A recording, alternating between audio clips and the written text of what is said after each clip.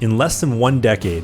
Hayes had transformed what was once a dense coastal rainforest into a clear development ready to tackle his vision of turning Prince Rupert into Canada's metropolis of the north that he had envisioned. And backed by deep-pocketed investors back in London, Hayes would set out to build a network of the most luxurious railway hotels the world had ever seen. He'd start in Ottawa, Washington of the North as he called it, and construct the Chateau Laurier, heading west into the prairies of Winnipeg and constructing the Fort Garry Hotel a year later. From there, they'd build the Hotel Macdonald in Edmonton for 1915, with plans for 5 more hotels to come. The Chateau Coupel in Regina, the Chateau Myatt Hot Springs in Jasper, the Chateau Mount Robson, the Chateau Prince George, and the crown jewel of all of them, the Chateau Prince Rupert.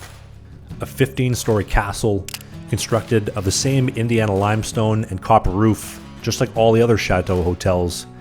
with a central tower and 2 adjacent 12-story wings beside it, with all 450 rooms towering above the Pacific coast, ensuring that the Chateau would be the first sight of Prince Rupert that you would see, whether you arrived by steamship or by train. And Hayes even hired Francis Rattenbury, who drew up the original Banff Springs, Chateau Lake Louise, and Empress Hotel designs for the Canadian Pacific, but had recently been fired for creative freelancing, which was exactly why Hayes hired him. From the grandest of ballrooms to breathtaking dining rooms, and if you have had the chance to see how beautiful the Chateau Laurier, Fort Garry, or Hotel Macdonald are today, considering that all of them were considered to be watered-down versions of what Hayes had planned for Prince Rupert, for me, it is crazy to imagine what could have been here,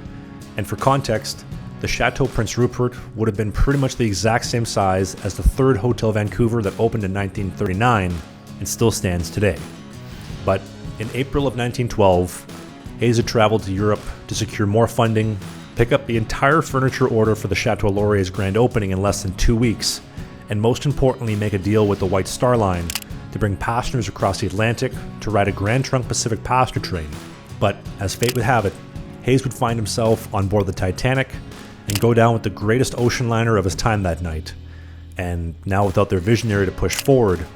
and the switch from a liberal prime minister in Wilfrid Laurier working with Hayes to build his vision to a new conservative prime minister in Robert Borden who was very anti-competition for the Canadian Pacific,